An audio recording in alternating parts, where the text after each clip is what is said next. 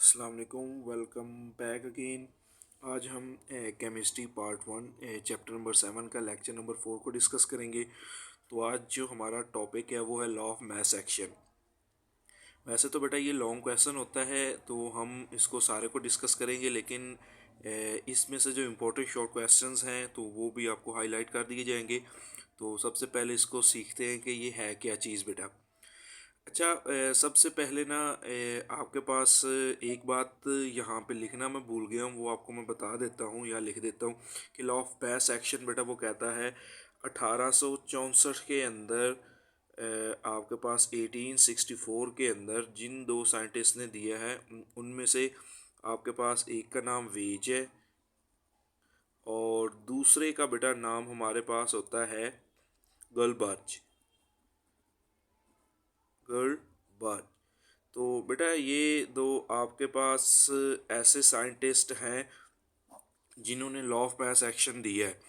तो एमसीक्यूज़ के तौर पे ये काफ़ी हद तक इम्पोर्टेंट है कि लॉ ऑफ मास एक्शन किन दो साइंटिस्ट ने दिया है। तो वेज एंड गुलबर्ज ये साइंटिस्ट के नेम है बेटा।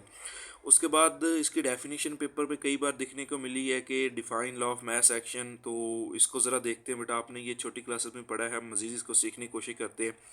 वो कहता है this law states that rate at which reaction proceeds is directly proportional to the product of active masses of the reactant। अब इसका मतलब क्या है? इसका मतलब ये है, वो कहता है कोई भी रिएक्शन की जो स्पीड होती है तो उसकी जो आपके पास बेटा जो स्पीड होती है रिएक्शन के होने की स्पीड, वो उसके रिएक्टेंट के एक्टिव मास के डायरेक्टली प्रोपोर्शनल होता है। अब एक्टिव मास क्या है वो भी देखते हैं। तो इसका मतलब मैं ये बताता हूँ बेटा, थोड़ा सा इसको फिजिकल एग्जांपल से सीखिएगा। जैसा कि आपने बेटा एक मिसाल समझी हुई है, इसको थोड़ा सा यहाँ पे बेटा देख लेते हैं। एक ऐसा बर्तन है जिसका हम कह सकते हैं सरफेस एरिया ज़्यादा है। मींस आपके पास बेटा ये देखो एक बीकर है, इसका सरफेस एरिया ज़्यादा है, यहाँ से पानी बाहर निकलता है, जल्दी निकल जाता है। लेकिन एक बर्तन आपके पास क्या चीज़ है बेटा जिसका इस तरह से आपके पास मुंह तंग है, नीचे से तो खुला है उसकी तरह। तो वो कहता है कि ये आपके पास इसमें से एवेपोरेशन का प्रोसेस ज़्यादा होगा, मतलब रेट ऑफ एवेपोरेशन ज़्यादा होगा, क्योंकि इसका मुंह क्या है, खुला है, इसका मुंह तंग है, तो यहाँ पे रेट ऑफ एवेपोरेशन क्या होगा, कम होगा। इसी तरह से वो कहता है केमिकल रिएक्शंस का जो रेट होती है या स्पीड होती है बेटा, वो किस चीज़ पे डिपेंड करती है, वो उसके एक्टिव मास पे डिपेंड करती है कि जितना ज़्यादा एक्टिव मास होगा उतना ज़्यादा रेट ऑफ रिएक्शन होगा। अब एक्टिव मास क्या है बेटा, पेपर के अंदर ये भी कई बार शॉर्ट क्वेश्चन आ चुका है। अब एक्टिव मास को देखते हैं कि एक्टिव मास क्या होता है। अच्छा, लफ्ज़ एक्टिव का मतलब क्या होता है, जो काम कर रहा हो, ठीक है। देखो, अब वो कहता है कि कोई भी केमिकल रिएक्शन होता है ना, उसमें रिएक्टेंट्स आपस में रिएक्ट करके आपके पास प्रोडक्ट बनाते हैं, लेकिन सारे के सारे रिएक्टेंट रिएक्ट नहीं करते। वो कहता है कि वो रिएक्टेंट या आपके पास वो कहता है सब्सटेंस का वो मास जो रिएक्शन में हिस्सा ले रहा है वो उसका एक्टिव मास कहलाएगा। इसको मैं थोड़ा सा समझाता हूँ। देखो बेटा, आपने ये मिसाल को समझिएगा। मिसाल के तौर पे ये सारा का सारा रिएक्टेंट का ये पीस है, ये भी रिएक्टेंट का पीस है बेटा। अब देखो जब ये रिएक्ट करते हैं ना, ये देखो ये भी रिएक्टेंट है ये, लेकिन इसका एक्टिव मास ये वाला हिस्सा कहलाएगा जहाँ से ये आपस में रिएक्ट कर रहा है। हालांकि बेटा पार्ट तो ये भी रिएक्टेंट का ये भी है, लेकिन वो कह रहा है कि ये वाला हिस्सा जो रिएक्शन में हिस्सा ले रहा है उस मैस को हम नाम किसका देते हैं, एक्टिव मैस का। तो वो कहता है कि किसी भी रिएक्शन में एक्टिव मैस जितना ज़्यादा होगा तो उसका जो रेट ऑफ स्पीड होगा, या आपके पास वो कहता है रिएक्शन की स्पीड होगी, वो उतनी क्या होगी, ज़्यादा होगी। यही लॉ ऑफ मास एक्शन है। तो वो कहता है आपके पास this law states that the rate at which reaction proceed is directly proportional to the product of active masses of the reactant. कि इन दोनों रिएक्टेंट्स के जो एक्टिव मैसेज के हासिल ज़रब के डायरेक्टली प्रोपोर्शनल, जितना ये ज़्यादा होगा। एक और मैं मिसाल बेटा ड्रा करता हूँ, ये देखो एक ये है, अब एक ये है। अब देखो इसका एक्टिव मैस यहाँ पे मैंने ज़्यादा ड्रा किया है, तो मतलब इसकी स्पीड ज़्यादा होगी, इसकी स्पीड क्या होगी, कम होगी। दूसरा बेटा, पेपर में शॉर्ट क्वेश्चन बहुत बार आ चुका है, बहुत ज़्यादा इंपॉर्टेंट है कि define active mass. Active mass क्या होता है, तो इसकी डेफिनेशन ना 10th में लिखी थी ना इधर लिखी है, तो उसकी डेफिनेशन मैंने लिख दी है। वो कहता है the mass of a substance which is taking part in a chemical reaction, किसी भी सब्सटेंस का वो मास जो केमिकल रिएक्शन में हिस्सा ले रहा होता है उसे एक्टिव मास बोलते हैं। इसको थोड़ा सा समझिएगा, वो कहता है it represent concentration in moles per decimetre cube. Active mass का बेटा यूनिट क्या है, मोल्स पर डेसीमीटर क्यूब। और वो कहता है कि इसको रिप्रेजेंट बेटा हम हमेशा स्क्वायर ब्रैकेट से करते हैं, मतलब कंसंट्रेशन को स्क्वायर ब्रैकेट से करते हैं। अब ये दो शॉर्ट क्वेश्चन है बेटा इस टॉपिक में से जो पेपर के पॉइंट ऑफ व्यू से आपको पिक करने हैं। आगे हम इसको एक्सप्लेन करते हैं बेटा। वो कहता है फर्ज करते हैं कोई एक केमिकल रिएक्शन है जिसमें ए और बी रिएक्टेंट है, मिलके सी और डी प्रोडक्ट बना रहे हैं। वो कहता है इसमें रेट ऑफ फॉरवर्ड रिएक्शन किसके बराबर होगा। देखो अभी मैंने बोला कि रिएक्टेंट्स की कंसंट्रेशन या एक्टिव मास के ये ब्रैकेट्स का मतलब क्या है बेटा, कि हम उसके एक्टिव मास ले रहे हैं। अभी तो मैंने आपको ऊपर बताया कि इसकी कंसंट्रेशन एक्टिव मास को स्क्वायर ब्रैकेट्स में लिखते हैं।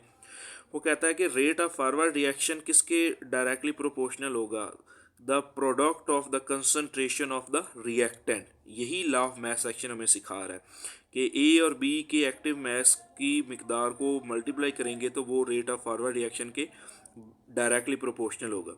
वो कहता है कि आर एफ इजिकल टू, हमें पता है प्रोपोर्शनैलिटी साइन जब भी ख़त्म होता है कोई ना कोई कांस्टेंट लगाते हैं, तो यहाँ पे के एफ आ गया। के F stand for forward reaction constant. उसके बाद इसी तरह से बेटा अगर रिवर्स रिएक्शन का रेट देखा जाए तो वो आपके पास किसके बराबर होगा, द प्रोडक्ट ऑफ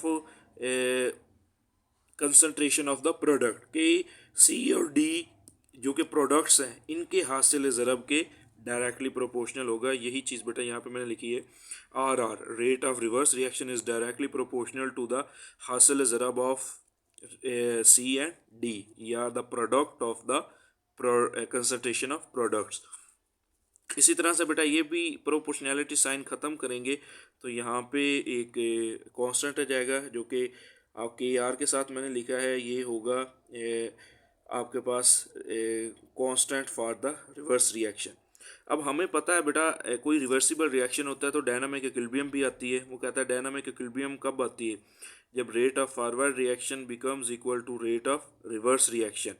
तो यही चीज़ बेटा यहाँ पे मैंने लिखी है, rate of forward reaction reverse के बराबर होता है। अब इस आर एफ की जगह पे देखो ये उठा के बेटा मैंने यहाँ पे लिखा है, यहाँ पे तो आर एफ की जगह पे के एफ इंटू ए इंटू बी, और आर आर की जगह पे बेटा आपके पास क्या आ जाएगा, K R is equal to C into D. उनकी वैल्यूज़ दर्ज की है। अब बेटा देखो के आर इधर मल्टीप्लाई हो रहा है, दूसरी साइड पे जाके डिवाइड होगा। ए और बी इधर मल्टीप्लाई हो रहे हैं, दूसरी साइड पे जाकर क्या होगा बेटा, डिवाइड होगा। तो अब बेटा वही मैंने के एफ ओवर के आर और जो आपके पास सी और डी ऊपर था, ए और बी नीचे नीचे लिखा बेटा। यहाँ पर ना बेटा वो एक नया कांस्टेंट इंट्रोड्यूस करवाता है। वो कहता है द रेशियो बिटवीन के एफ एंड के आर, जो कि हमारे पास क्या है, constant for forward reaction, constant for reverse reaction, ये हमेशा के सी के बराबर होते हैं। एक नया कांस्टेंट आता है बेटा जिसे हम किसका नाम बोलते हैं बेटा, एक्विलिब्रियम कांस्टेंट। के सी का नाम क्या होता है बेटा, एक्विलिब्रियम कांस्टेंट। ये भी आपने बेटा छोटी क्लास में पढ़ा हुआ है और नेक्स्ट लेक्चर के अंदर हम लोगों ने बेटा एक्विलिब्रियम कांस्टेंट को ही डिस्कस करना है। वो कहता है इसलिए बेटा मैंने डायरेक्टली वो के एफ और के सी के आर के जगह बेटा के सी लिखा है। अब देखो बेटा सी और डी क्या चीज़ है बेटा, अगर केमिकल रिएक्शन में गौर किया जाए तो सी और डी ये थी कंसंट्रेशन ऑफ प्रोडक्ट्स, इसलिए बेटा मैंने लिखा कंसंट्रेशन ऑफ प्रोडक्ट। कंसंट्रेशन का मतलब ये स्क्वायर ब्रैकेट, और ए और बी क्या थे, ये रिएक्टेंट्स थे, इसलिए मैंने बेटा यहाँ पे क्या लिखा, कंसंट्रेशन ऑफ रिएक्टेंट। तो हमें बेटा यहाँ से समझ आ गया कि के सी क्या चीज़ है, ये हम नेक्स्ट लेक्चर में डिफाइन भी करेंगे। वो कहता है कि डिफाइन के सी, तो के सी हमारे पास क्या होता है, वो कहता है it is the ratio between the concentration of products and the concentration of the reactants के इन दोनों की बेटा रेशियो लेते हैं तो के सी के बराबर आता है। उसके बाद बेटा कुछ एग्जांपल्स बेटा यहाँ पे मैंने लिखी हैं जो कोई शॉर्ट क्वेश्चंस में आती हैं। मैंने एक जर्नल एग्जांपल लिखी है बेटा। पहले मैंने आपको लॉ ऑफ मास एक्शन सिखाया है कि जिसमें कोई नंबर ऑफ मोल्स 1 थे।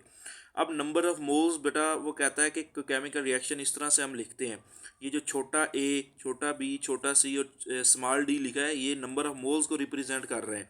वो कहता है इसका के सी कैसे निकालेंगे। के सी अभी मैंने आपको सिखाया कंसंट्रेशन ऑफ प्रोडक्ट सी और डी, ए और बी, और जो साथ में बेटा जो जिस रिएक्टेंट या प्रोडक्ट का मोल्स होता है वो उसकी पावर में हम लोग लिखते हैं। ये सी के साथ सी था तो हमने ऊपर लिख दिया बेटा, डी के साथ डी था ऊपर लिख दिया, ए के साथ था ए ऊपर लिख दिया, बी के साथ बी था ऊपर लिख दिया।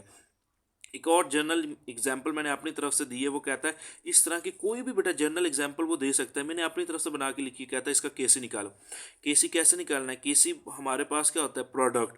प्रोडक्ट हमारे पास क्या है? सी और डी, पहले वो लिख लिया बेटा। और ये ब्रैकेट्स नहीं लगाओगे, स्क्वायर ब्रैकेट्स नहीं लगाओगे, तो इसका मतलब आपका गलत है, क्योंकि हमने पढ़ा है कि एक्टिव मैथ्स को हमेशा हम स्क्वायर ब्रैकेट से लिखेंगे। अगर हम मिडल ब्रैकेट्स या स्मॉल ब्रैकेट्स लिखते हैं वो भी गलत होगा, तो हमें हमेशा स्क्वायर ब्रैकेट्स ही यूज़ करनी। अगर नहीं करेंगे फिर भी गलत होगा। तो वो कहता है हमें, हम बेटा सी और डी को हम लोगों ने, मतलब जो हमारे पास प्रोडक्ट है उसकी कंसंट्रेशन को लिख लिया। अब देखो सी के साथ 2 लिखा था, उसके मोल्स ऊपर चले गए। डी के साथ 5 लिखा था, उसके मोल्स ऊपर चले गए। इसी तरह से ए के साथ 3 था, उसके मोल्स लिख लिए बेटा। और बी के साथ कुछ नहीं था, 1 होता है, और 1 हम लिखते नहीं हैं। अब मैंने 2 केमिकल एग्जांपल्स बेटा लिखी हैं, और ये पेपर में बहुत ज़्यादा इंपॉर्टेंट है, शॉर्ट क्वेश्चन कई बार आ चुकी हैं। Right down the KC for the following equation, ये वाली इक्वेशन दे देता है या ये वाली इक्वेशन दे देता है, कहता है इसका केसी लिखो।